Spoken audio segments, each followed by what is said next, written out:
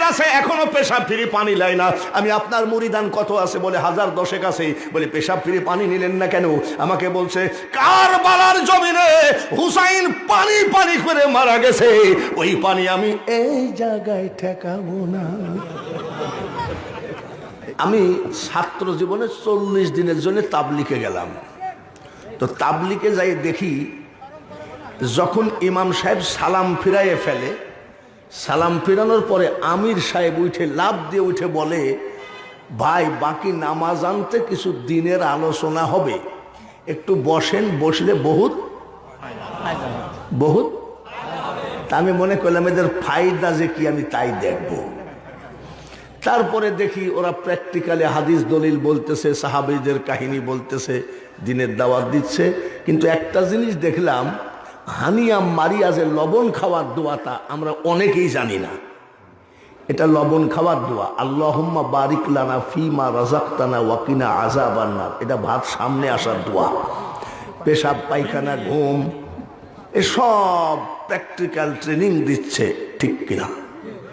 তা আমি কই কি ব্যাপার, এখানে তো আল্লাহ রসুল আর কুরআন হাদিসের কথার বাইরে কিছু নাই, কিন্তু সেই তাবলিগকে মানুষ এত খারাপ বলে, চিনি ডবল দেয়। যেখানে জালসায় যায়, এই আমার এই অবস্থায় দেখি একেবারে পাইনসে চা পাঠায়। তার মানে মনে করে এটারেও ধরছে মনে হয়, না এখনো ধরে নাই। তো করছে কি, তাবলিগ জামাতে সবই তো আল্লাহ রসুলের কথা, ঠিক কিনা? আমি বাঙালি হুজুর জালসা দিনের দাওয়াত দিতে আসছি, আমাকে যদি 500 টাকা কম দেন আগামী বছর আর ডেট হবে না। 1 লক্ষ টাকা নিয়ে বক্তারা আবার আসেও না, এরকম নাই নাকি? কিন্তু তাবলিগ জামাতরা নিজের জমি বিক্রি করা, গরু বিক্রি করার টাকা দিয়ে দিনের দাওয়াত দিয়ে বেড়ায়। এরা কি খারাপ? আমি এরা তো ভালোই। আচ্ছা ঠিক আছে, গেলাম চরমোনাই। কোথায়? চরমোনাই যাই দেখি খালি জুব্বা আর জুব্বা। আমি দেখি তো এখানে কি হয়, পীর সাহেব ওয়াজ করতেছে, এ বাবা আপনাকে যখন কবরে শোয়ানো হবে 40 কদম হেঁটে মুসল্লিরা চলে যাবে, একটা সাপ এসে সবল মারবে, 70 গজ নিচে মাটির নিচে চলে যাবেন। আর একটা সাপ এসে সবল মারলে 40 গজ মাটির নিচের থেকে চলে আসবেন। কবরের চিন্তা করেন বাবা, কবরের ভয় করেন। কবরের ভয় দেখাতে দেখাতে কয় জিকির করেন সুবহানাল্লাহ সুবহানাল্লাহ। এটা হলো সর্বনাশ জিকির। দেখেন সর্বনাশ যেখানে আছে দেখবেন সুবহানাল্লাহ সুবহানাল্লাহ, আলহামদুলিল্লাহ আলহামদুলিল্লাহ, আছে না?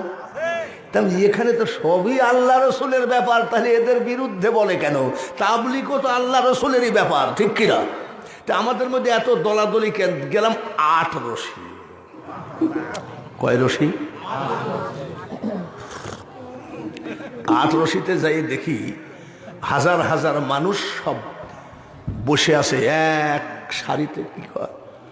ইয়া আল্লাহ 8 রশি, ইয়া রহমান ইয়া রহিম। আমি এরাও তো আল্লাহকে ডাকে রে। আমাদের মধ্যে এত দলাদলি কেন? তাবলিগেও আল্লাহকে ডাকতেছে, চরমোনাই আল্লাহ, 8 রশিতেও আল্লাহ। গেলাম ফুরফুরা, হাওড়া স্টেশন থেকে 700 টাকা দিয়ে ইন্ডিয়ান টাকা দিয়ে একটা গাড়ি ভাড়া করলাম, প্রাইভেট কার ভাড়া করে গেলাম ফুরফুরা। ফুরফুরায় যাই দেখি ফুরফুরা পীর সাহেব মুরিদানের সামনে বলছে, এ বাবা চোখটা বন্ধ করো, কলবের দিকে খেয়াল করো, তোমার কলব তোমার পীরের কলবের দিকে মুতাওয়াজ্জা আছে, এটাকে মুরাকাবা বলে। তোমার পীরের কলব তোমার দাদা হুজুরের কলবের দিকে মুতাওয়াজ্জা আছে। এইভাবে রসুল পর্যন্ত গিয়ে বলতেছে, পড়ো লা ইলাহা ইল্লাল্লাহ। এখানেও তো আল্লাহ রসুলেরই ব্যাপার। তাবলিগ, চরমোনাই, 8 রশি সব তো আল্লাহ রসুলেরই ব্যাপার। গেলাম আজমির শরীফ। আজমির যাই দেখি ওখানে তো বাংলা নয়, দেখি তো কি হয়। জব জিয়ন টুট জায়েগা आसमान जमीन फना होगा, कहाँ रहे गसब ये कुदरत है ओ तेरी, ओ दुनिया बनाने वाले क्या होगा दुनिया तेरी। আমি এখানেও তো সেই লাইন মোতাবেকই কথা রে, মানে আল্লাহকে বলছে হে দুনিয়া বানানে ওয়ালে, যখন কিয়ামত হবে তখন এইসব কোথায় যাবে এটাই বলছে। আমি এটাও তো ঠিক আছে রে, আজমিরও ঠিক আছে, ফুরপুরায়, চরমোনায়, তাবলিগ, আটরশি, দেখি শাহজাদপুরে আমাদের কিছু লোক মুরিদ হইতে আসে, ওইখানে একটা কওমি মাদ্রাসায় আমাকে প্রধান বক্তা করেছে। ওয়াজের পরে মুফতি সাহেবকে বললাম যে ভাই একটু পীরের দরবারে যাবো, চলেন যায়। পীরের দরবারে ঢুকলাম তো জিকির করতেছে সব গোল হয়ে বসে, চন্দ্র সূর্য গ্রহ তারা আল্লাহর জিকির করে তারা, মানুষ হইয়া তোমরা কেন আল্লাহ আল্লাহ করো না। আমি এখানেও তো আল্লাহ, আমাদের মধ্যে এত ঝামেলা কেন? আমি এই টেনশন আমার চাই না। গেলাম চিটাগাং মাইজ ভান্ডার, মাইজ ভান্ডারে যাই দেখি এক পাগল বসে বসে গান গায়, কোন সাধনে পাবো খোদারে এ ভান্ডারি ধন রে, কোন সাধনে পাবো খোদারে। আমি এও তো খোদাকে খুঁজতেছে, ঘটনা কি? সব ঘুরে এসে গেলাম লালন সার মাজারে। আমার বাড়ির থেকে 5 মিনিট হাইটে গেলেই পাওয়া যায়। দেখি তো কি হচ্ছে, দেখি এক বাবাজির মুস 25-26 বছর মুস কাটেনি, মুসগুলো হলুদ হয়ে গেছে। হলুদ হয়েছে কি জন্যে? এই সাদা কাগজটা যদি রান্নাঘরে রাখা যায় তাহলে কয়েকদিন পর হলুদ হয়ে যাবে। কিসে? ধোঁয়ায়। কিসে? তাহলে ওনার মুছেও মনে হয় কিছু ধোঁয়া লাগছে। এটা কি চুলার ধোঁয়া তা আমি বলতে পারবো না। তো হলুদ হলে হবে কি? দেখি তো লোকটা কয় কি, দেখি তো।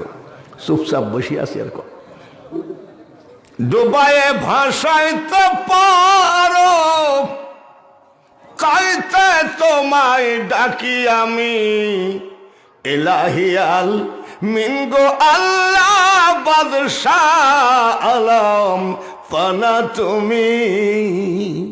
আমি এরাও তো সেই ডুবায়ে ভাসাইতে পারো তাইতে তোমায় ডাকি, ইলাহি আলমিন গো আল্লাহ। এরাও তো আল্লাহকে বলতেছে, খালি মুস্তা হলুদ আর কি। তা আমি আবার বলছি বাবাজি একটু ভালো করে গান গাও। তখনও চিন্তা করছে মৌলবি আমাদের লাইনের লোক, একটা ভালো গান গাও। তো বলছে কাশি টাশি দিয়ে গান গাইছে। গানের একটা ভাব আছে না? আমার বয়স তো 75, তো লোকটা আমার একটা গান ধরিছে, চলিতে চরণ চলে না। চলিতে চরণ মানে কি? দিনে দিনে অবশ্যই আগের বাহাদুরি এখন গেল কই। আমি এ তো মারাত্মক গান রে। এক সময় মাইক ছাড়া 5 ঘন্টা চিল্লাইছি, এখন মাইক হলেও ভয় লাগে যে পারবো কিনা। তাহলে আগের বাহাদুরি কি আর আছে? চলিতে চলন চলে না, দিনে দিনে অবশ্যই আগের বাহাদুরি এখন গেল কই। আমি আবার 10টা টাকা দিয়েছি যে ভাই তুই আমার মনের কথা বলিস, তুই গা। যেই 10টা টাকা দিয়েছি ও কয় মুখে মাথার চুল পাকিতেছে, মুখের দাঁত পড়িতেছে, চোখের জ্যোতি কমিতেছে, মনে ভাবি চশমালো। এইবার আসেন তাবলিগ জামাত থেকে চরমোনায় 18 যতগুলো বললাম, আমি কি কারোর বিরুদ্ধে বলেছি? আন্দাজে না, সত্যি কথা বলেন, আমি কি কারোর বিরুদ্ধে বলেছি? বাবাজি আমি কারোর বিরুদ্ধে বলি নাই। আর বিরুদ্ধে বলা আমি জানি না, আর বিরুদ্ধে বলা বক্তা আছে কিনা আপনারাই ভালো জানেন। আমি একটা কথা বলতে চাই, মাইজ ভান্ডার যাও, 18 যাও, চরমোনায় যাও, ফুরফুরায় যাও, যেখানেই যাও না কেন মন গড়া ভাবে ইবাদত করলে ওই ইবাদত আল্লাহর দরবারে পুজবে না। পীরের দরবারে মুরিদ হয়ে কয়, পীরের দরবারে মুরিদ হও, আমি তাও নিষেধ করছি না।